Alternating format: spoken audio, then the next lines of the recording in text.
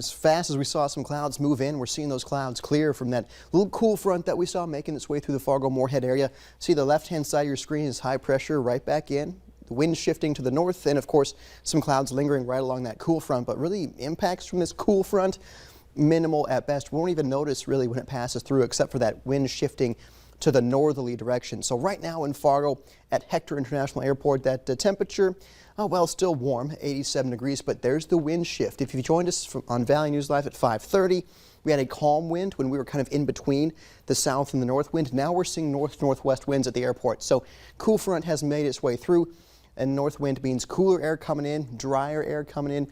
Going to be a pretty pleasant evening with that north wind taking hold. Still feels like 90 degrees though when you factor in some of that humidity that's been built up through the day today with the south winds out ahead of this cool front. There's the coolest of the air, you could say, from Bemidji up toward Thief River Falls, Halleck, Langdon. Seeing 70s, maybe still some low 80s there in Bemidji.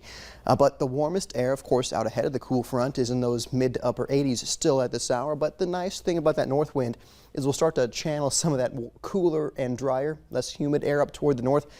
It'll bring that in here across the region. So you can see there's a center of low pressure there moving through the Hudson Bay, the counterclockwise spin of the clouds there. Not a lot of, impacts from this whole low pressure system at all. Just seeing some clouds really with this system. But for us, the weak cool front means we'll, again, hardly notice it's passing. Just with those passing clouds, we'll see the north wind then take hold for the rest of the night tonight. And by, say, 10:30, 60s and 70s for those temperatures. So a nice cool air making its way in.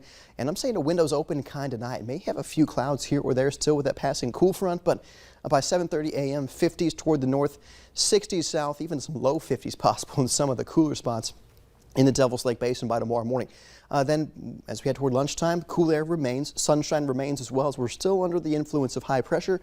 We're seeing 70s for everyone at lunchtime tomorrow, when we may see some low 80s for high temperatures around 4 o'clock.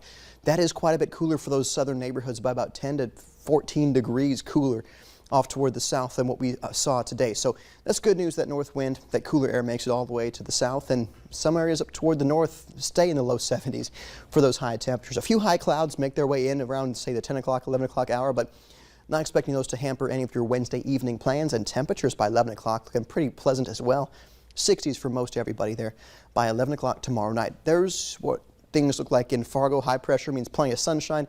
The wind stays northeasterly pretty much all day long, around 5 to 10 miles per hour. So that makes it feel nice and comfortable out there with those temperatures on your hometown forecast showing those low 70s.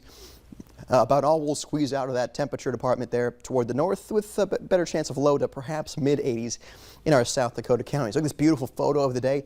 Sunset over the Oats, Baudette, Minnesota. Thanks, Zach, for sharing that beautiful, colorful photo of the landscape up there in northern Minnesota. Staying in the low 80s for Thursday, Friday. Maybe there's a few spotty showers on Friday, Courtney, but the weekend looking mainly dry, mid 80s. Chance of storms, though, for Sunday. All right. Thanks so much, Nathan. You bet.